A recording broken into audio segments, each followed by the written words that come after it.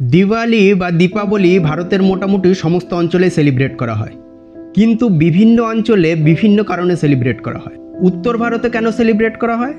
ভগবান রাম রাবণকে পরাজিত করে অযোধ্যায় ফিরে আসেন, আর তার এই ফিরে আসাকে সেলিব্রেট করতেই দিওয়ালি পালন করা হয়। এখানে তার ফিরে আসার তৃতীয় দিনে লক্ষ্মী পুজো করা হয়, যেটা একটা বড় ইভেন্ট। কিন্তু দক্ষিণ ভারতে আবার ভিন্ন কারণে দিওয়ালি সেলিব্রেট করা হয়। এখানে নারকাসুরের বিরুদ্ধে ভগবান কৃষ্ণের বিজয়কে সেলিব্রেট করার জন্য দিওয়ালি পালন করা হয়।